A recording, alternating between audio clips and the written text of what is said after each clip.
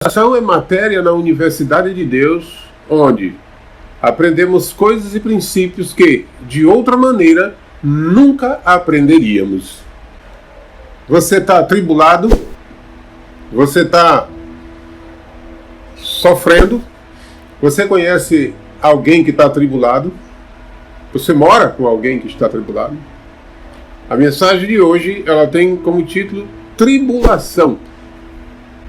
Todo mundo que passou por essa vida, ainda que tenha passado apenas 3 dias, passou por tribulação. Ainda que tenha sido a tribulação da morte. Então, todos que passaram por aqui pela terra, passaram por tribulação. Então, ninguém escapa de tribulação. Seja ele uma pessoa boa, seja ela uma pessoa ruim, seja um bandido ou não. Como você vai encarar a tribulação, como você vai reagir sobre ela, é que vai fazer uma grande diferença.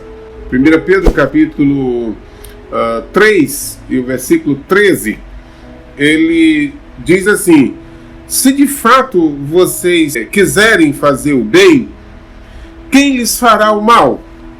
Versículo 14: como vocês serão felizes se tiverem de sofrer por fazer o que é correto? Como vocês são felizes se tiverem de sofrer por fazer o que é correto? Não tenham medo de ninguém, nem fiquem preocupados. O apóstolo Pedro está dizendo que se você faz o mal, você pode sofrer. Mas se você faz o bem, você pode sofrer também.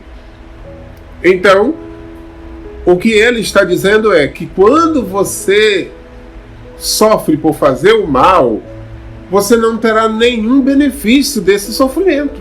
Você não vai tirar nenhum proveito desse sofrimento, porque você está sofrendo apenas por consequência de seus erros, de seus pecados. Agora, se você está sofrendo por fazer o bem, aí ele diz como vocês são felizes.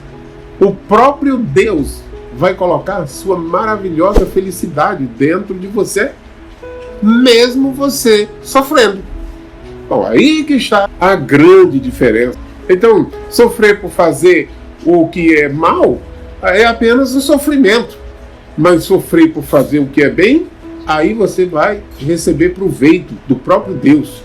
Ele vai colocar felicidade no seu coração. Então, todo mundo que passou por essa vida sofreu, todo mundo que passou por essa vida sofreu, e não é você que iria passar por aqui, eu não sei nem quantos anos você tem, né?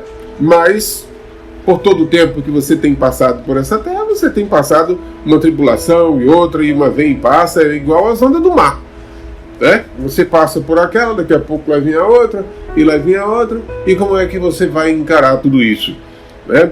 Então, nós aprendemos muito nas dificuldades. O escritor, na verdade, do livro de Hebreus, ele fala sobre isso, né? Ali também no capítulo 12, do 5 ao 10, ele diz que nenhum sofrimento na hora parece ser bom, ser gostoso, mas depois ele produz um fruto pacífico, ele produz coisas boas. Por quê? Porque nessa tribulação nós temos a oportunidade de fazer perguntas interior para nós. Perguntas que estão lá dentro, estão lá no fundo, né? O que eu fiz? Onde eu andei? Onde eu botei a mão? Onde os meus olhos focaram? E começa a ser feita uma autoanálise. E desse autoanálise pode sair a correção do erro. E aí você pode triunfar. Você pode ser abençoado, apesar da tribulação. Então, todas as vezes que você estiver atribulado, pense que você precisa tirar algum proveito dessa tribulação. E talvez um deles é a correção. Você pode ter errado em algum ponto. Você pode ter errado em algum lugar. E de repente é uma oportunidade que Deus lhe dá de fazer a correção. Então fique atento, porque essa tribulação pode ajudar você a entrar nos trilhos, né? Eu lembro que o salmista Davi até disse isso: antes de eu ser afligido, eu andava errado, mas agora eu amo a tua palavra, eu amo a tua lei. Aqui no livro de Salmo 119, 67, né, ele também fala sobre essa questão de você tirar proveito da tribulação, tirar proveito do sofrimento. Então, veja qual o que é que Deus quer lhe ensinar com essa tribulação, com esse sofrimento.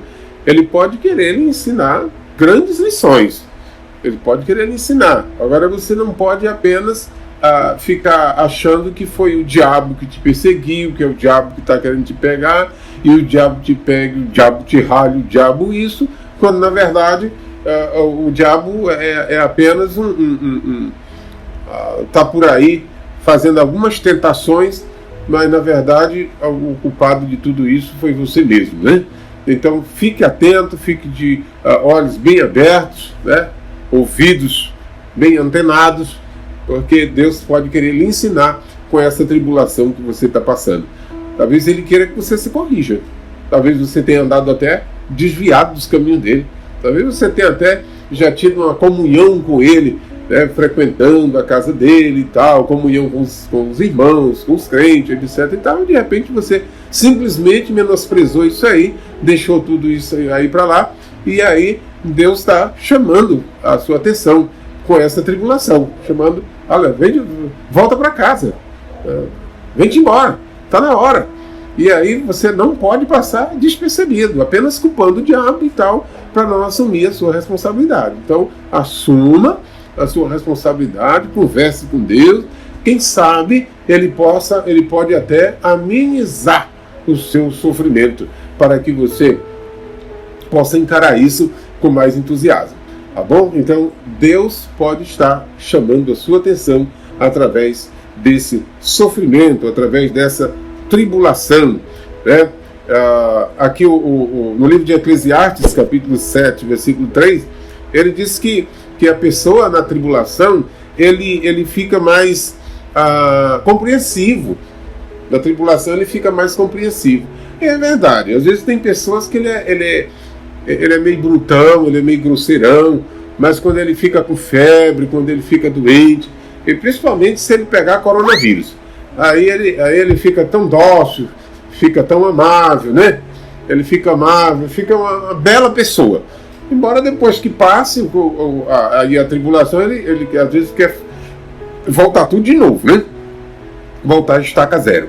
Mas, e você que sei que você conhece pessoas que agem dessa maneira, né? Às vezes quando está doente, ele chama você de amorzinho, de benzinho, vem para cá e tal, mas quando ele fica bom, é sua vaca, seu jumento, sei lá, e é tanta coisa assim, né? Mas não te esqueça que o Salomão, no livro de Eclesiastes, capítulo 7, versículo 3, você faz essas anotações, porque depois você tem mais tempo para ver isso aí, né? Ele diz que a pessoa fica mais compreensiva.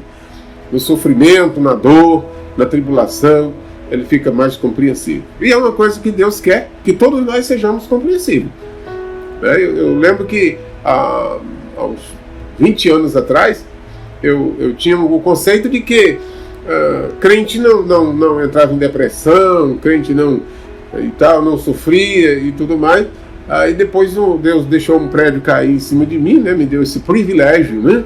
Um prédio caiu em cima de mim, e aí lá debaixo, depois que eu saí, fiquei um bom tempo internado, e lá eu aprendi essa mensagem que você está ouvindo hoje. Então você pode ter depressão, você pode ter tudo que um ser humano tem, pode ter um câncer, você pode ter tudo.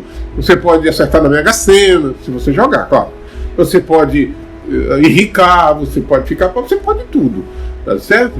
Mas nada de porque você é crente, aceitou Jesus como Salvador, é um super-homem ou uma super-mulher, uma heroína. Não, somos passivos das mesmas condições.